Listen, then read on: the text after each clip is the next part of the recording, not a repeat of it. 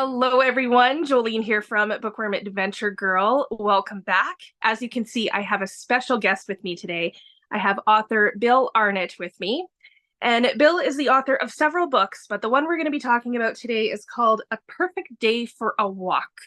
And hopefully you can see that. I can also put up a picture of it because this is the ARC copy from Pulp. It came out in September. Does it say on here September? Welcome, Bill. It's great to have you here.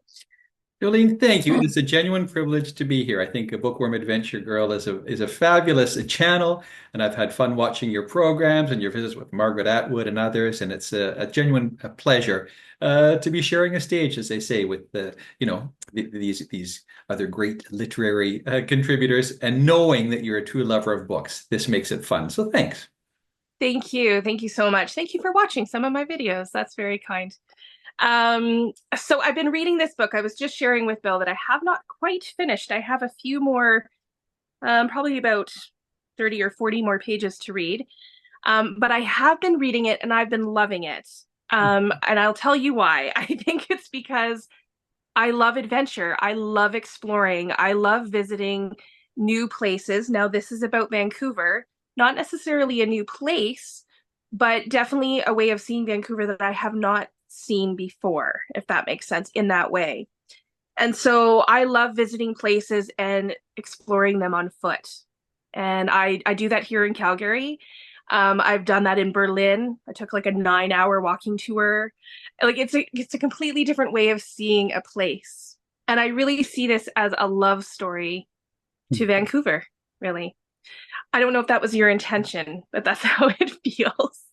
Well, Jolene, you've summed it up really nicely. And yes, it's uh, having had that privilege of having done some many years of rather grand international travel and writing about it. Some folks would be familiar with my Gone Viking travel sagas. These are all nonfiction, mildly adventurous with a bit of history and humor. My trekking around the globe, usually in the footsteps of famous explorers. And I started having fun getting a little closer to home. A season on Vancouver Island and a forthcoming A Season in the Okanagan. These are travel memoirs in which I mix the media, personal photos, some of which I paint, along with the travel narrative, the prose, and occasionally I sneak in the odd poem, as you know, as well.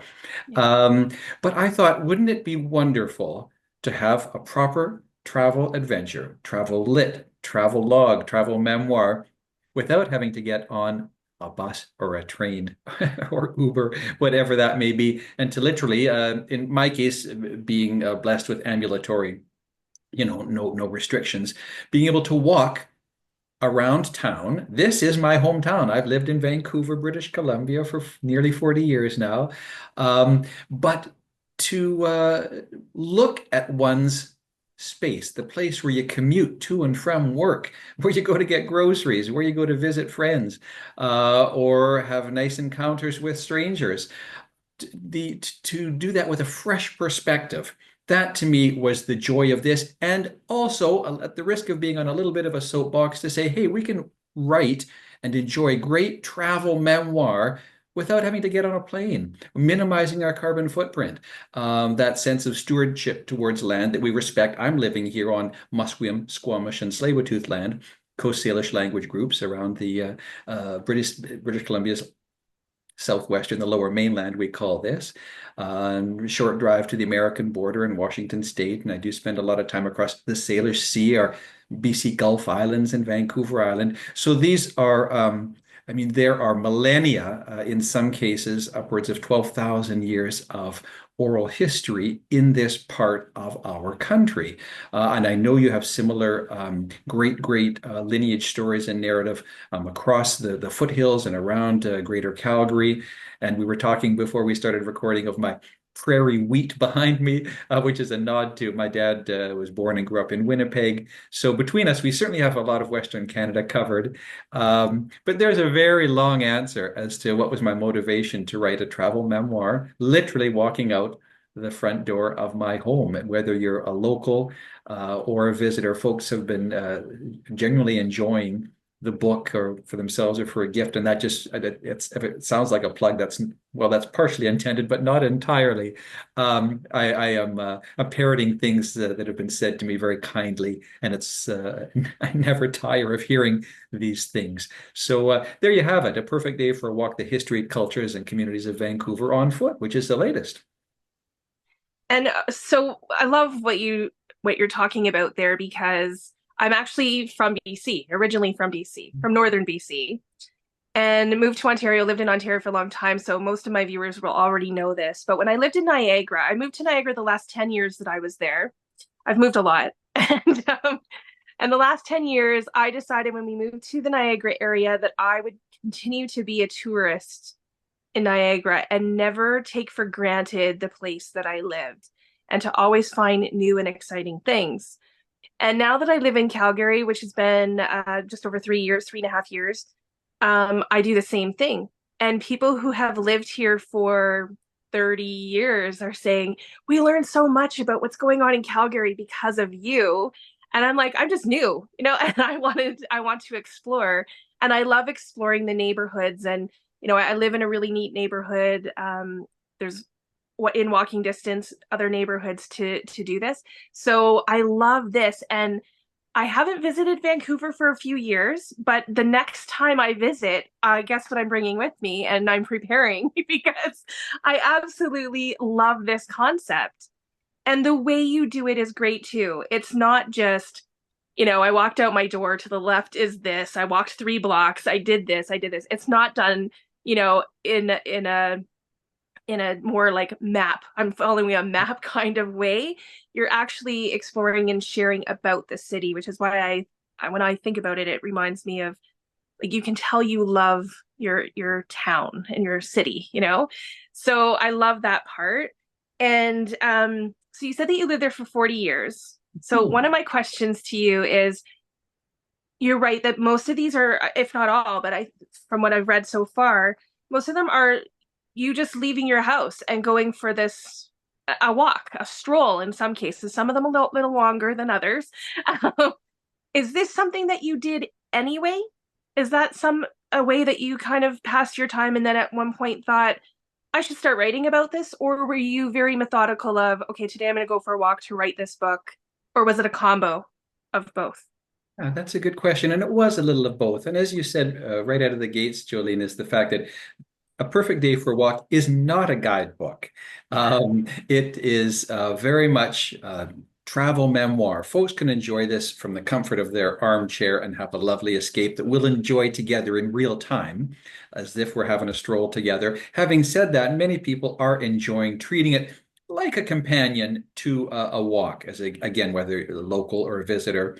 And this is absolutely how I live my life, walking out the front door, because this whole premise of travel that you were discussing, and I love the premise. It's to me as much a state of mind as it is in that physical movement or relocation.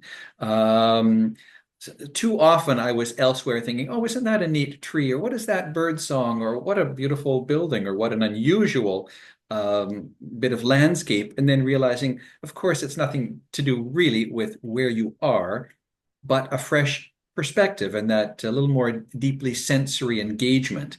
And that's what I had fun sort of evoking and sharing, and to agree, almost encouraging or challenging folks to enjoy this in a similar manner. Wherever you are, there are these wonderful adventures. I've had great deal of fun as a fan of travel lit, reading the works of other good, engaging authors writing about their hometowns. This is not an original idea, but it's certainly in my own voice. There's a fresh perspective to it. And then the beauty of, I've included some of my contemporary photos in stylized black and white to pair with some archival photos. So a bit of a now and then perspective. So we literally are doing a bit of time travel as we're walking this narrative. And at the risk of going too cerebral, there's some elements of, you think of the Aboriginal song lines. Bruce Chatwin did some good research. Despite his work being flawed, there was some beauty to elements of that travel narrative from years back, the song lines, the notion of not only do we impart a bit of the land, the streetscape, the landscape, the waterscape that we're walking, but we too are imparting our perspective. And I always, always, always am thinking, couldn't we, I know we can, but can't we continue to perhaps just tweak the world a little bit better as we go? Maybe having the courage to say good morning to a stranger, a smile, a nod. I think we can just shift the world on its axis in a very, very positive manner. It may seem nominal, but all nominal movements taken in aggregate do have a great compounding effect for all of us to benefit from. I love that message. I mean, any positivity and that is welcome, I think, in our world. And yeah, as you were talking, maybe we could talk a little bit about the structure of the book, because I think it's very well structured in that, you take different neighborhoods, different areas, and that's kind of your chapter. I love the respect that you do give to the fact that this is Indigenous land. Let's not forget that as we're, walking here. And so I love that you bring that into it. Um, the chapters do start with a haiku. You have these lovely haikus. I love haikus. You have these lovely haikus that begin each chapter, kind of set the tone. And then, yeah, you include pictures, which I also love as well. And I was going to ask you if these were like your photographs that you had taken, because they really add to the reading. So I liked that, I'd be reading it and I'd imagine it. And then if I wasn't, because some of them I'm familiar with, some of the neighborhoods, but the neighborhoods that I was in, it was like, oh, now I can see, what you're talking about. And of course, this always happens. It's kind of like when people talk about books, I want to read every book. And so now, I want to visit every every neighborhood. So that was really neat. Did you have a different structure in mind? Did you change your structure? What was important to you about how you structured the book? Yeah, well, I did, and you did ask this question, how structured was it?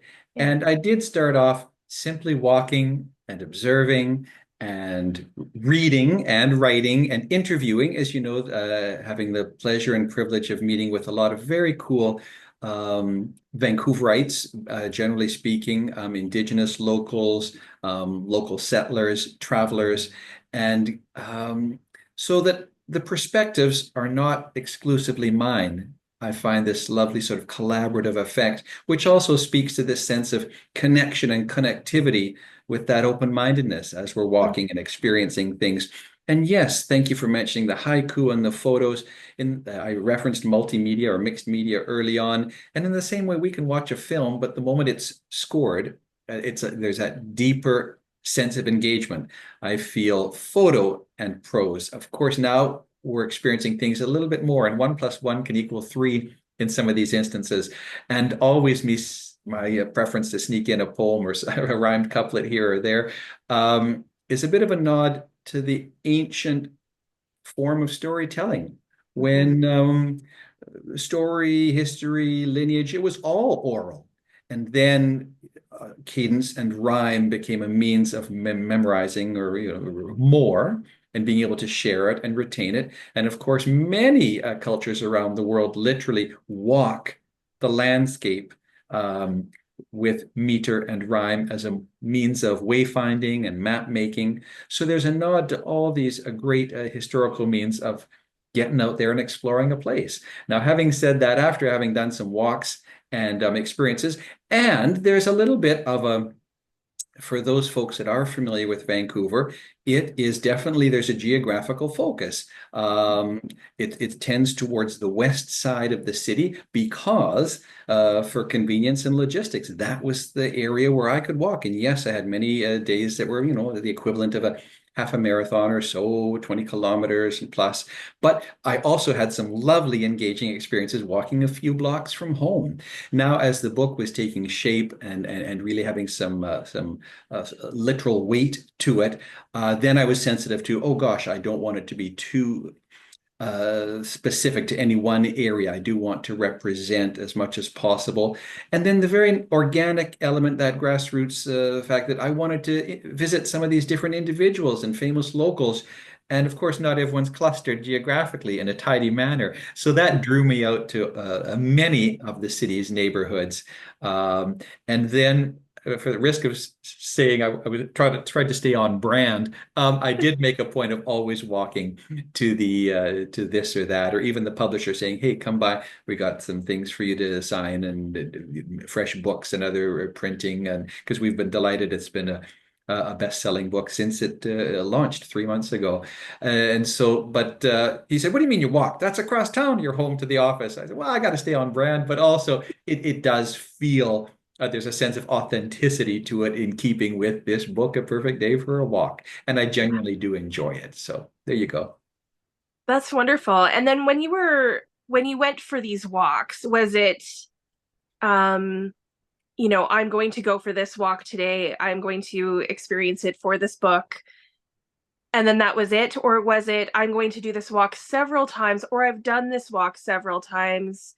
I know this area already, because you bring in a lot of things. You bring in the history, you bring in the art, you bring in the culture of the area, you bring in a lot of different aspects. And I just think on one walk, would I have been able to get all that? Or did you do the walk and then research afterwards or before? Like where Well, a kind of what? little of both, and you'll know in having read and enjoyed the book, there are times I might be standing in front of something and thinking, "What is that?" And I'll look it up on the phone, and times but so it did have that lovely breadcrumb effect. Early in the book, I sit down with a city planner, cultural planner, had worked with and for the city of Vancouver for many years, and in fact spearheaded some great institutional art and culture events around the city, music fests that have been running for 30 years. This individual started them. And having a sit down and a coffee with someone like that, who then said, "Oh, Bill, you're doing this. Well, you need to speak to this person, that person, and make sure you make a point of looking at these art exhibits." Biennale is a global open air museum, effectively, art installations that are accessible and public and open air.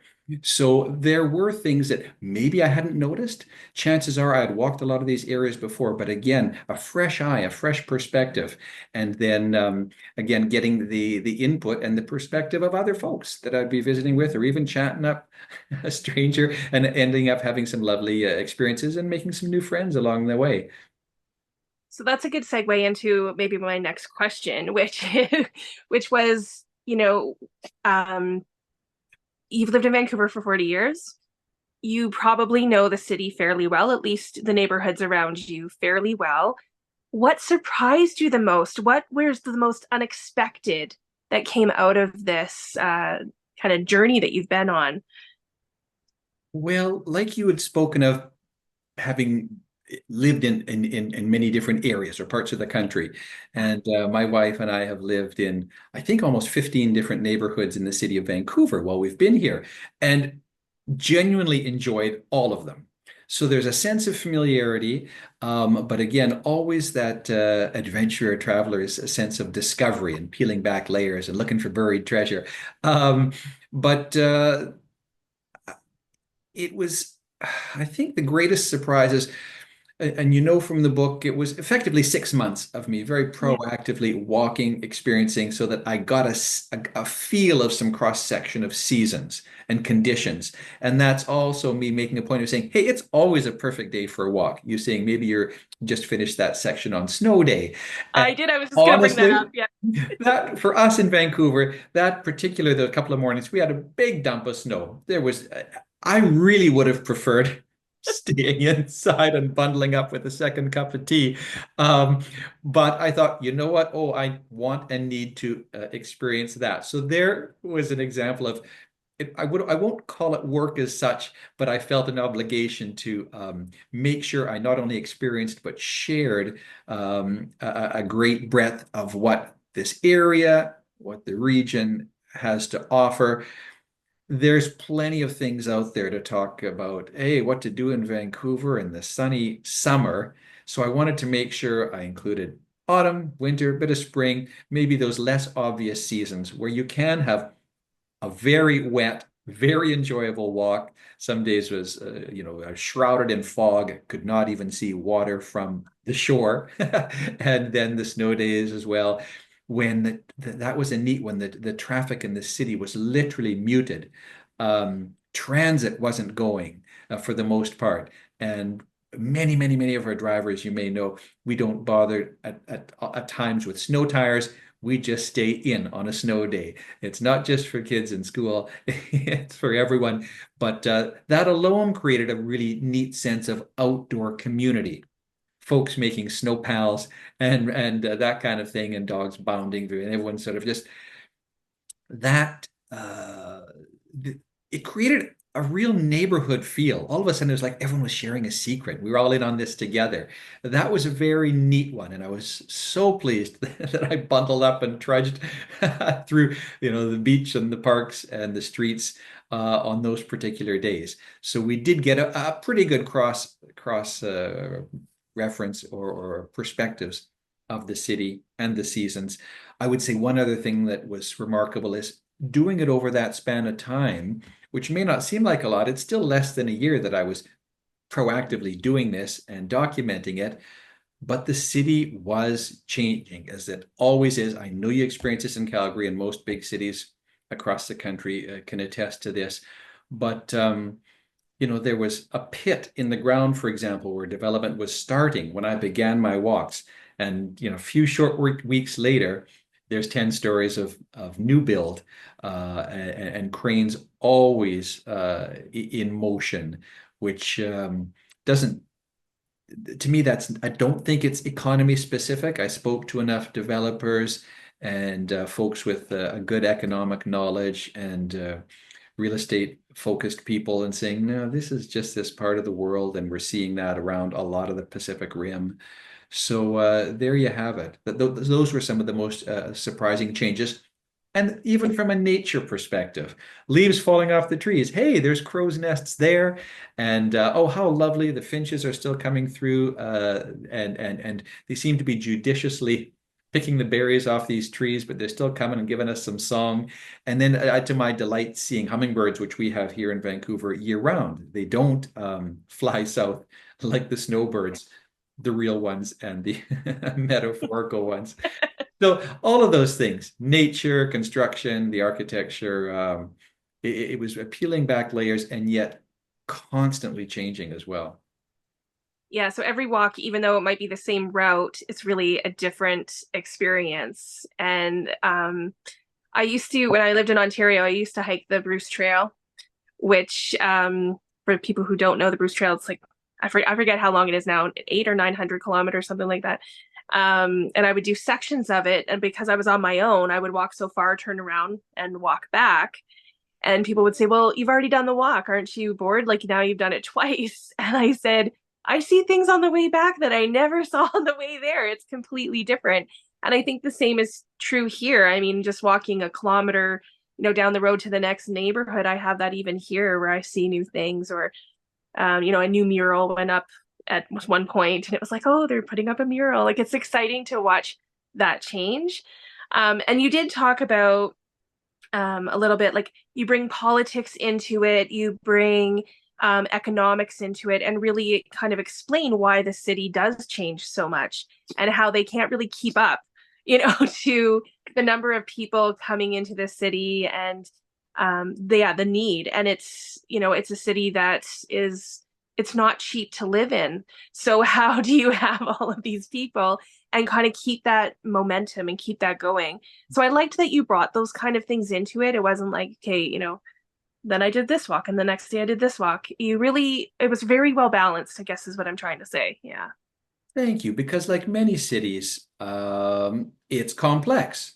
I use Yes. the term, I believe I say, striving, thriving, surviving. Um, yes, I love the city. It's beautiful and it's harsh and gritty. It's a Mhm. city. Yeah. You put a couple of million people together and you have very, we can find mental health challenges and unhoused challenges everywhere. But in many climates like this, it can be much more visible, much more present, much more a part of the day-to-day living for everyone Mhm. that is in any way aware or observant. None of us are removed from it. Some of us have been privileged to um, not necessarily experience that from a firsthand perspective, and yet it's very much firsthand if you are in any way active, present, and doing what we are able to, and what one can do to acknowledge, work towards things being to a degree improved, which even my saying that is inherently has a bit of judgment to it. But you appreciate what I'm saying, just genuinely wanting well, the best for individuals, assuming that they too are looking for elements of that, however we define that. Yeah. That's done very well in the book. To go back to the snow day, I was going to bring that up because when I got to the snow day, I was thinking, oh, Bill, I'm a fair weather walker slash hiker slash outdoors person. And so I thought, good for you for going out in the snow. And the way that you describe it, and the way you talked about it even right now, the serenity of it, that it was so serene. And um, for a huge city like Vancouver to come to a halt, um, that's a big deal. And so I think, it's so interesting. And we kind of joke about, because we get tons of snow in Calgary sometimes. We haven't so far, so knock on wood, knock on something, because it's actually been quite lovely. Although it's dark very early, but that's okay. Um, we get a lot of snow and nothing really stops us. We just keep going and we trudge through it. And, it's like, oh, the plows haven't been out. Oh, well, we just make it happen. But for Vancouver, you get some snow and it kind of quiets everything down. And that's a very interesting experience to have. There's nothing like a fresh snowfall anyway to go outside and just have that silence, but to do it in a huge city. And so when I read that, first of all, it's a shorter chapter. So I was like, yeah, this was not a long walk. But I really appreciated that you did make that effort to go out there because I would have been like, the book doesn't need to take place in the winter. I think I would have bowed out of that one. But I'm really glad that you included it. And yeah, I think it's one of I liked several of them. Like there was, I like all of them, but there was a few that really stood out for me, and that was, I think, the one that stood out the most so far of the ones that I've read. And I loved the pictures in that one too because they're so different than all of the others. So yeah, it was really, really good. In hindsight, I was delighted to have that experience to include it because we could easily have a year in Vancouver where we have very little or no snow. Yeah, And you're saying it was a shorter walk. It was a trudge. It was I bet it no, was. I don't have great footwear for those conditions. So Yeah, I mean, not to draw too much of a parallel with an Arctic explorer, but I was working there, breaking ground there.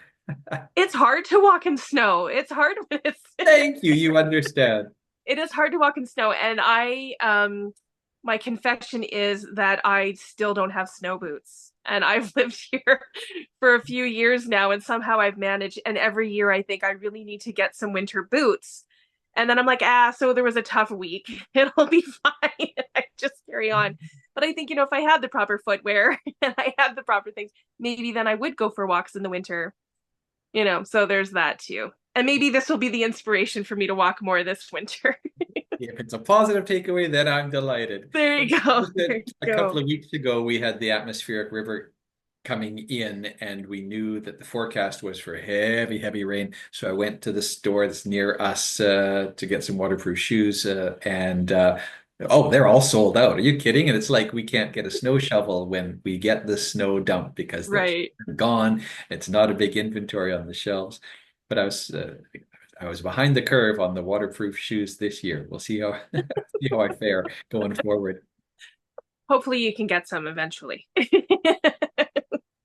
Um, you talked about being inspired by other, writers who have done something similar, do you have some that you could share with us that, because we like to add to people's TBRs.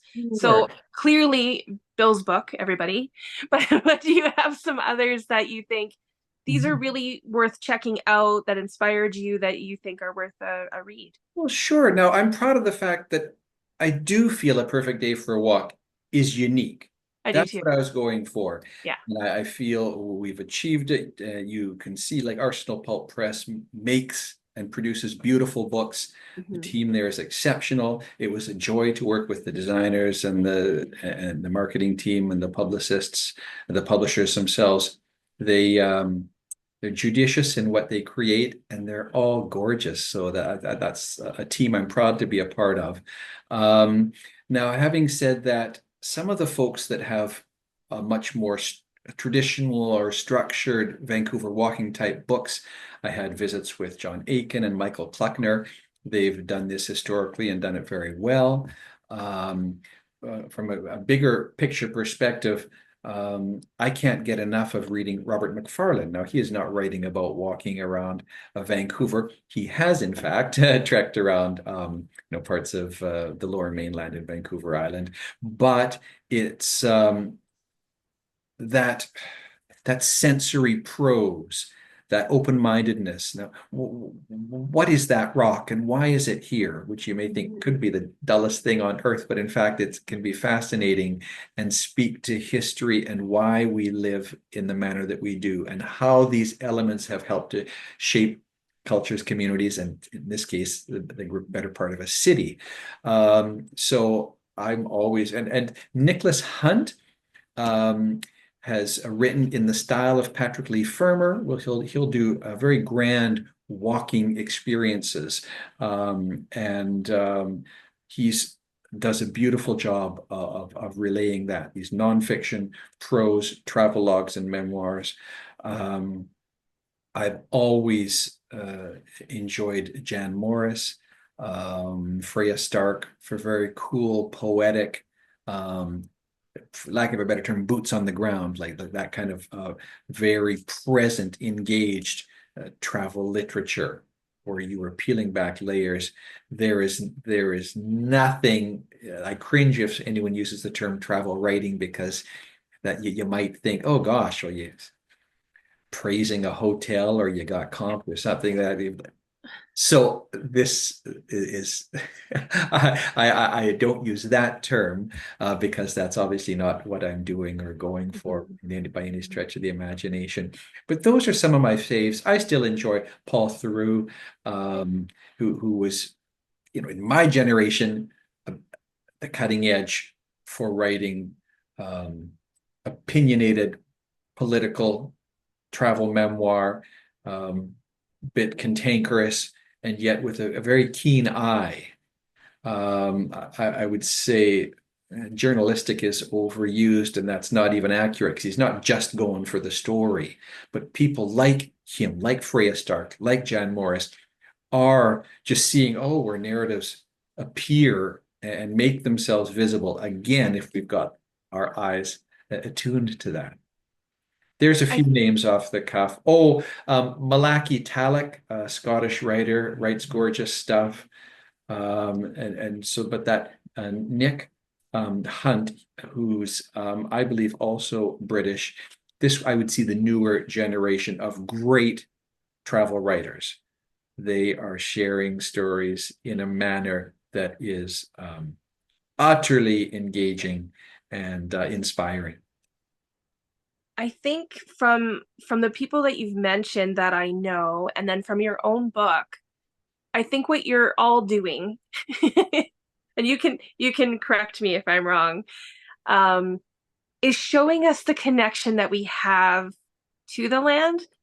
You talked about this is Indigenous land. You talk about this in your book, Indigenous land, and the respect that you have for that. And Indigenous communities are connected to the land, and cities have kind of, I think, done what grocery stores have done. We're disconnected from what's really happening. With our grocery stores, we forget where our food comes from, and with our cities, sometimes I think we forget where nature fits in with who we are. And I think that you're showing the connection back to that even within the city. So I think that that's a really positive thing, and I think people are drawn to it even without realizing that they're drawn to it. And I think that's what, you know, was making something like your book and some other of the writers that you're talking about. I think that's what makes it successful, because people are recognizing something without even realizing sometimes that that's a real desire that we have. So you can disagree with me, I'm not sure, but that's kind of how I felt about it when I was reading it. I don't disagree with you. I Okay. think that's insightful and dead accurate. Thank you. Gold star, yes. Yeah, I think that's very well done here. And like I said, from the writers that I know that you've mentioned, there's a few new ones to me though, so I'll be looking those up. Um, that yeah, I think the same thing is happening in their writing as well. So, um, maybe my one of my last questions, if not my last question, because you never know where our conversation is going to go.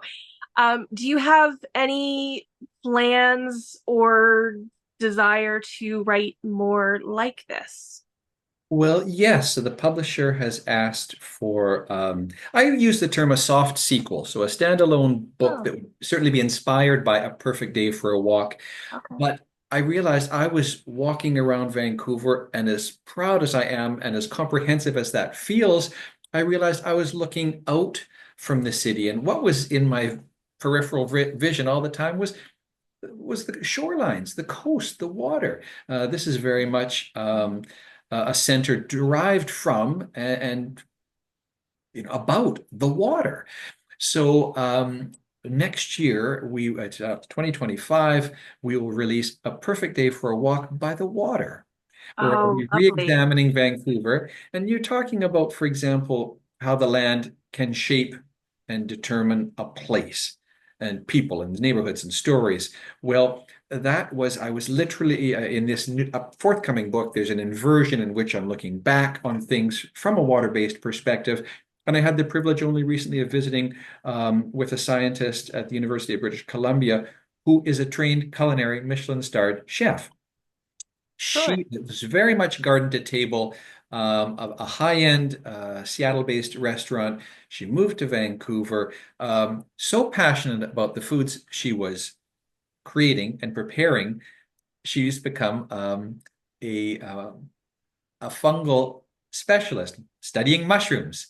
Wow. And that has become, and she's now a doctor in these scientific studies, which then have far-reaching implications for land stewardship, forestry, um, that I'm mispronouncing it, but mycorrhizal network, under the forest floor, mushrooms that are we're continuing to learn things that we're getting way beyond culinary that can in fact help us make the planet a little bit better. But how's that for a tie from going from farm to table, chef, culinary experiences to being so fascinated and passionate about it, realizing, oh, I need to do this in this manner to make even a much greater difference for many more people. So there's one of the interviews and visits that you will see in the forthcoming follow-up to A Perfect Day for a Walk, in which I'm exploring the water a little more. I am so intrigued. So maybe after I read that book, you can come back. We can talk about that book as That well. would be lovely because the fun part of that is we will effectively be sailing, kayaking, scuba diving, and all of these really good, and not to mention passenger ferries all around Greater Vancouver. So once again, that changes up the flora, the fauna, and elements of those perspectives. But I feel equally engaging and genuinely exciting for locals and visitors. I'm very excited about that. And so the other thing that I thought of when you were talking is you talk about Granville and Granville Island in your book. And I was so bummed because I missed you at the Vancouver Writers Fest. And I didn't go this year. I haven't been, but it's on my radar to go next year. And now that I know you have this book coming out, another book coming out, I'm like, oh, maybe next time. I was at WordFest here in Calgary. Great. Okay. Yeah, and so I did that this year, and I thought, oh, maybe next time I'll go to Vancouver. I have friends in Vancouver I'd like to visit, and I thought I can just make a time of it and enjoy the festival there. So maybe we'll be able to connect That would be lovely. And you and know go you're for a very walk. welcome. That Thank you. it's a deal. And of That course you're sounds good. welcome. And October, is a great busy literary month around Greater Vancouver. We have got a Whistler Writers Festival, we've got a Surrey Oh, International Writers Festival, that Vancouver Writers Fest. These are all great events where we get wonderful international and local authors and more events than you can possibly choose from. It's very, very fun and a neat way to add that TBR list or to meet yes. some other fun individuals as well. Sounds wonderful. Sounds like you're very busy around that time. So, It's a good time for book lovers and the it literary is. It community. is. We get very excited about WordFest around here. So Oh, it's a biggie. It's a good one, isn't it? Yeah. it is. And I don't know if you saw the video, but I talked about WordFest on my channel and I talked about Word Feast, where they had authors come and so they served, I forget if it was like 8 or 9 course meal. It was in a food hall. And so the food hall, they all served something for each course. And then the authors would rotate tables and you got to talk to a different author at every course. And so if you're talking about this culinary chef person and your water book, then I think there might be something there that you could do. I love it. Yeah, yeah. I'll I think pitch it. it'd be great. Yes, for sure, for sure. Is there anything else, anything I missed that you want to talk about this book? Is there anything that Well, I think we've done a lovely, thorough job. Thanks to you, Jolene. And so, yeah, I will say thanks again to my publishing team at Arsenal Pulp Press. We're just delighted with the look and the feel of this book, A Perfect Day for a Walk, The History, Cultures, and Communities of Vancouver on Foot.